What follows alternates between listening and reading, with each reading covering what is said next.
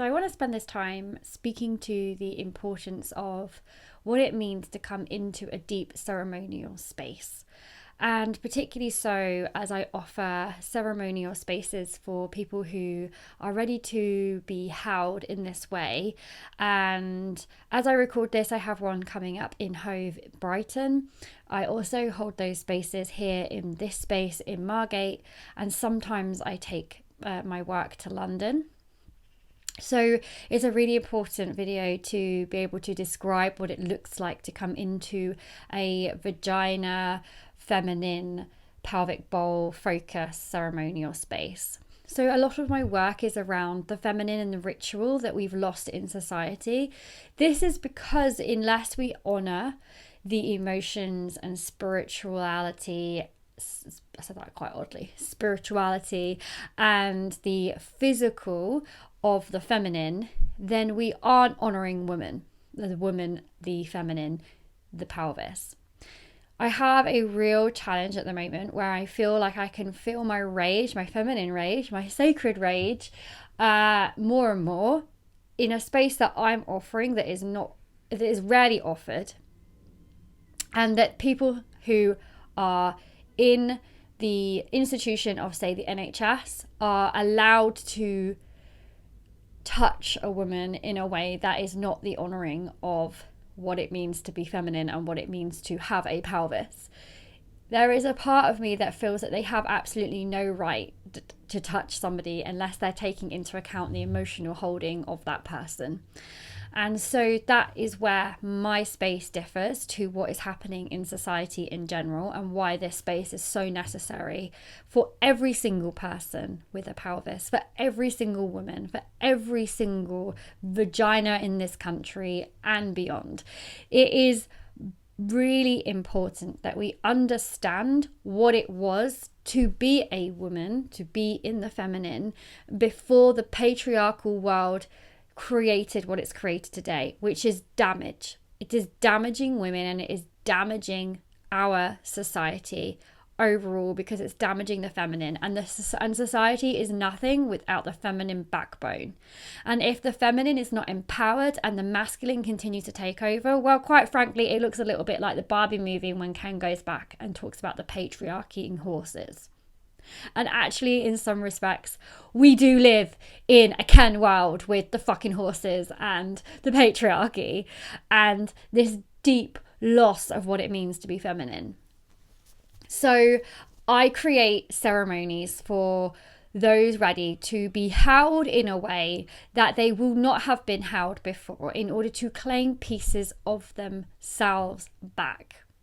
And when we begin to reclaim our space and take up space and reclaim what we need to claim in order to move through our lives and through the constant rites of passages that we come to, which might be from maiden to mother, which might be into our perimenopause and menopause, into the crone, which might be into our menarche at the beginning, because we've empowered ourselves so we can empower our children to step into their menarche with more power. Only when this is happening are we truly allowed to, even for a moment, believe that we are honouring the feminine in this society. Basically, we have to honour the feminine in a deep reverence, because that is what happened. That is where we were. We were bowing down to women and bowing down to the pelvis. We were bowing down to the vulva and all there is, and birth and bleeding and all of the magic that's created in the feminine. That's what we were doing, until we turned it into the opposite of what that is, into shame. And until we can move through shame, which is the lowest theme of consciousness, until we can move through that shame into anything such as despair and then anger It's the anger that we want to get to in the feminine so that we can move into those higher aspects and find the love for ourselves. If we allow ourselves to strip ourselves naked and bare like Inanna as she goes down into the underworld, stripping off at every gate piece by piece. If we allow for the red thread that exists in the feminine, where the feminine has to strip itself bare and be naked to reveal the love that exists, and we have to be able to acknowledge that that's the depths that we have to go to truly deeply understand what it means to be a woman. And unfortunately, we have been allowing for, and understandably so, for the touch of men mainly, obstetricians, gynecologists without weaving in the emotional holding pattern, even in some other spaces such as working with the pelvic floor without acknowledging why the pelvic floor is like it is, because the pelvic floor is like it is because there was trauma, and trauma stems from an emotional holding, and the fascia needs tending to in order to repattern that space so that the pelvic floor lasts. And we're not bypassing the innate needs of that space. And so if we are to honor the feminine, we have to come into ceremony and we have to understand what that looks like. To be held by another woman. To be held by another woman. Because that's what essentially was happening, and now that's not the case. And so I offer a ceremonial space of 3.5 hours where somebody comes in, where we get to know each other first, where we have an initial call and I understand your journey, where you allow yourself to surrender into what this space might be for you, where you prep through visualization and acknowledgement of what you're going to be allowing for in your space and empowering yourself into. Then someone comes into my space for 3.5 hours of deep ceremony. And that looks like coming in first and foremost into a somatic, embodied space of landing in, breathing into the body, allowing for yourself to find safety as much as possible within the space that we're in, feeling into who I am and where you are at emotionally and physically in the space. Then moving into a vaginal steam, and that looks like working with Mother Earth's water and herbs and allowing the body to surrender into the steam. That in itself can be plenty for the body. And then that is led by me through visualization, almost as like meditative state, the music, the sounds, the smells, all of it. And then there's a pause. And there's always a pause. There's always a feminine pause. There's a feminine pause in birth.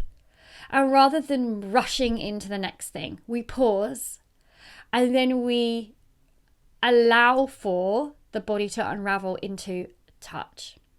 And this touch starts with full body touch. It starts with coccyx touch. The coccyx will allow for me to see what's the holding pattern in the pelvis. Often that mirrors what's happening in the pelvis just by allowing myself to move under the coccyx and into the muscles within that part of the pelvis. And I can then allow for acknowledgement of what might be within the vagina if we get to that point. Then we turn over and then we work with the diaphragm so that we can support with the breath, so the breath can get deeper. We work with the womb space. We work with the iliosacral valve, one of my passion spaces in the body. Then we check in again. We have this trust by now that we know what a full consensual space looks like. If it's a full-bodied consenting yes, then we begin to work with the vulva. Not vagina, vulva. And we consistently check in. We consistently check in towards any level of touch. We consistently check in at labia. We check in with the labia. We check in at all those very important gates before there's any level of fascia release within the vagina.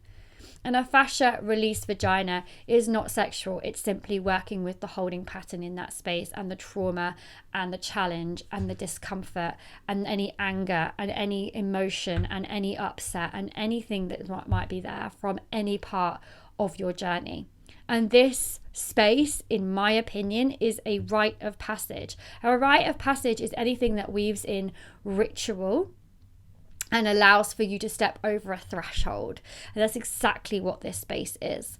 And until every single feminine being, every single person who wants to work with the feminine, and that should be everyone that has a vagina or vulva, every woman, until this space is acknowledged, until I'm no longer silenced for talking about the vagina and vulva, until then, we will continuously have to find these spaces for ourselves and empower ourselves and step in to the unknown, because it is not what would be norm core going to a gynecologist with this challenge or whatever it is.